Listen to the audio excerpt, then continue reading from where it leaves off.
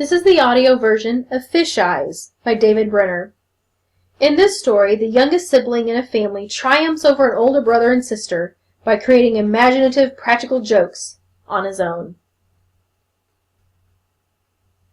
Ladies and gentlemen, and children of all ages, drumroll please, I am proud to bring to you, from its very beginning to its very ending, the very true and hopefully very funny story of little David Brenner and his fish eyes. Let's have a brief background of the Louis and Estelle Brenner offsprings. The oldest, Mel, Moby Dick, the middle, Blanche Bibb, and the itsy-bitsy little baby, David Kingy. Very close and very much in love with one another, in spite of great differences in age and lifestyle. Whatever sibling rivalry existed was expressed lovingly in the wildest, weirdest, most bizarre practical jokes and most disturbingly creative attacks. The oldest was the most devious. For example, my brother offered me a delicious new drink, and I discovered pure carrot juice.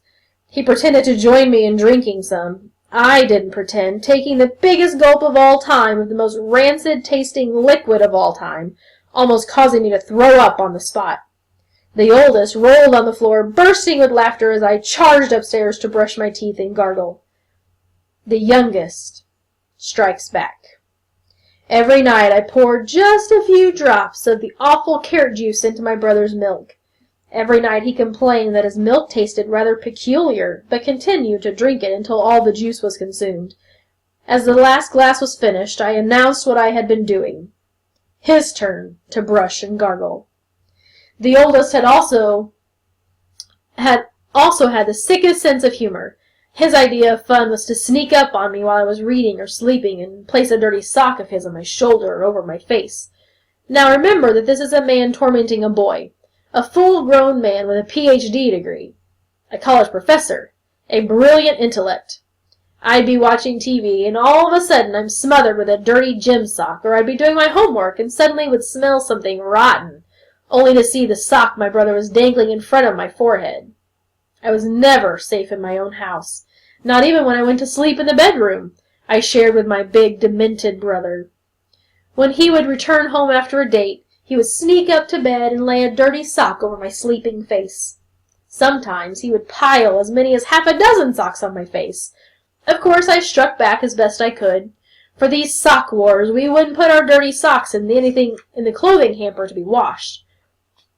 My mother was always complaining about the missing socks, so as not to aggravate Mother and in order to better aggravate each other, we both began wearing the same socks for a week or so while throwing clean socks into the hamper. My mother was happy, and we developed more deadly sock bombs. My best attack ended the war forever. While my brother was out on a date, I rigged a series of clothesline pulleys across the ceiling of my bedroom, through which I put a string, on the end of which was a rancid sock.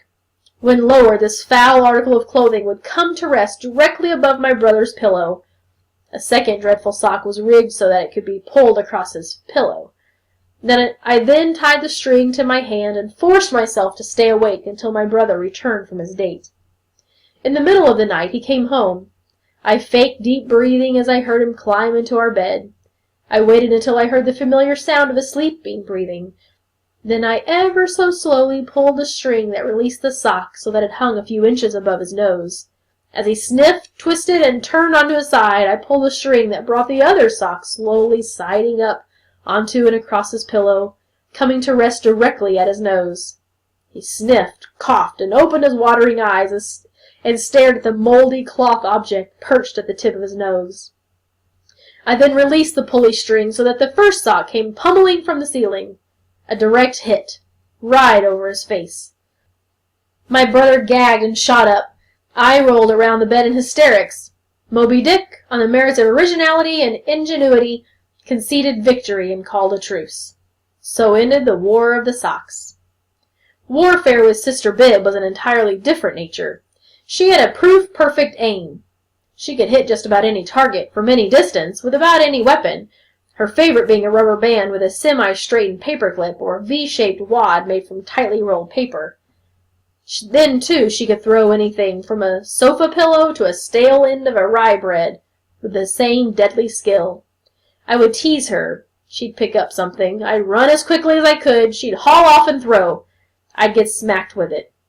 I never learned my lesson. What I should have done was tease her from behind a protective shield or from another city. Now for the fisheye incident. One day I challenged a friend of mine to a game of stickball. The fellow I challenged to a game was the best, or second best according to me, stickball player in the neighborhood. We were to play long ways on my street. Kids from all over the neighborhood came to see the playoff. We flipped a coin, and he won. I would bat first. I got myself positioned at home plate, a small pothole on the street. The first pitch was a big mistake on his part. It was low and on the outside, just where I liked it. I knew it was going to be a home run as soon as the bat left my shoulder, and it would have been if I didn't get hit in the back of the head with a small red brick. I collapsed to the street. I didn't know what or who had hit me. I saw who as soon as I rolled over onto my back. There she was, my sister, running across the roofs. The game was called off. I got to my feet dizzily and staggered toward my house. A huge lump was already coming out on the back of my head. It looked like a person was following me. When I got into the house, I didn't say anything to my mother, because there was an unwritten rule in the streets that one never squeals. It was sacred law. I weaved into the kitchen where my mother was preparing fish for dinner. The lump on my head reflected a large shadow on the wall. Now, preparing fish for dinner was different in those days. Nowadays, you go to the supermarket and there's a fish counter, and inside are all the fish readily prepared for you.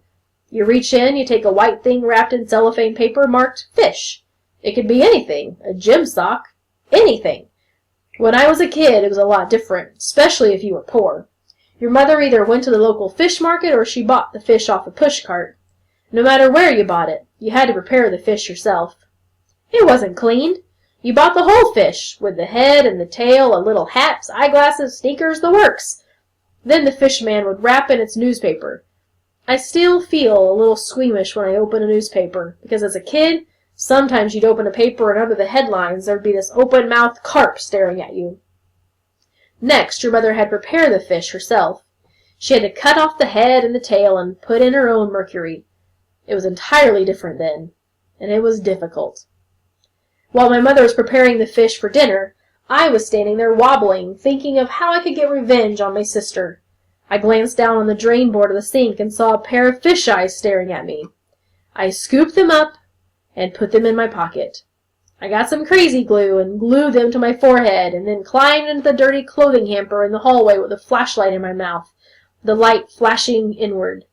I waited until my sister opened the hamper to throw in some of her delicacies. Then I turned on the flashlight. When my sister saw my red cheeks and the 4 eyes, she fainted. But as she fell, she slammed the lid of the hamper against the end of my flashlight, lodging it in my throat. Immediately I climbed out of the hamper and started running down the hall. My mother saw me, thought I had jammed a pipe in my throat, and my eyes were coming out of my head. She collapsed on the spot. I charged downstairs. My father glanced up. Nothing ever bothered my father. He just looked at me and said, "How you doing, 4 Eyes?" My father followed me into the kitchen, where I was removing the fish eyes from my forehead, after having successfully extracted the flashlight from my throat. Lou took a long puff on his cigar and slowly blew the smoke up the kitchen ceiling. He removed the cigar from his mouth and looked at me. Then in a sort grandfather-type whisper he spoke. "Kingy, I want you to take those fish eyes into the backyard and throw them into the garbage can, or else I'm going to see that you eat them for dinner." I didn't need more convincing. I ran out into the backyard, opened the garbage can lid, and, well, I looked into the eyes of the eyes. It was as if we had become friends. I couldn't just throw my newfound friends into the garbage just like that.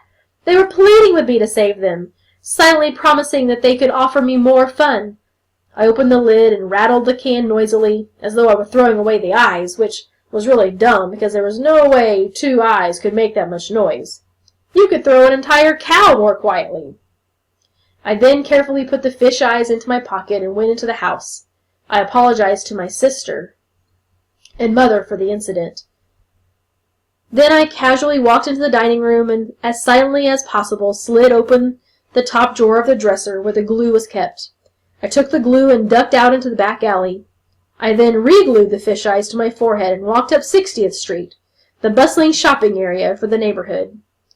I would walk up to a store whose front window was painted halfway up in order to use the space for advertising, and then I would tap on the window lightly but loudly enough to be heard while simultaneously raising my head so that the fish eyes would appear first, and then my own wide-open eyes. Women shoppers would scream. I did it about 6 stores.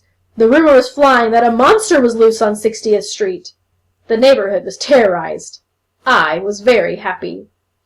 I returned to my house and placed the 2 fish eyes in the center drawer of my bedroom dresser, a hand-me-down from my brother, who as a child, put a big ball of roofing tar in the center drawer. I think he was trying to corner the black tar market. Well, as you know, the attention span and memory span of young children, it isn't very long. The world is all new and all exciting, and there is so much to enjoy.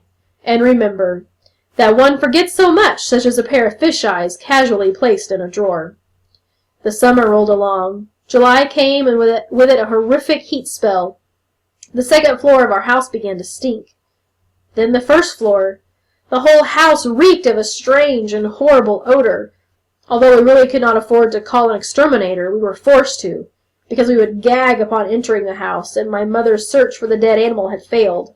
We had no choice. Morris, the exterminator man. He arrived in his exterminator truck, which had a huge water bug on the roof almost as big as the truck itself.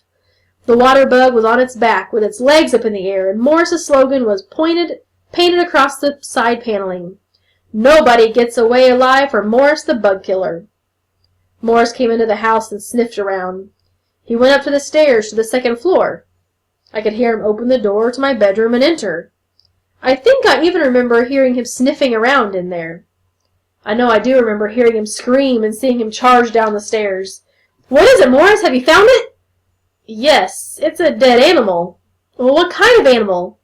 "I don't know, Mrs. Brenner. I've never seen anything like it in my life. It's in the center drawer of David's dresser. It's this real small, soft, black animal, and from the look of its eyes, I'd say it's been dead at least 2 years. My father, mother, sister, and brother snapped their heads in my direction. I leaped to my feet and ran out of the house. There was no way I was going to have fish eyes and tar for dinner. That's the truth, the whole truth, nothing but the truth about the pair of fish eyes as it all happened during one of those glorious summers so long ago in the days of my wildly, woolly, disturbed, and fun-filled youth. Would I do it all over again if I could? You're damn right I would.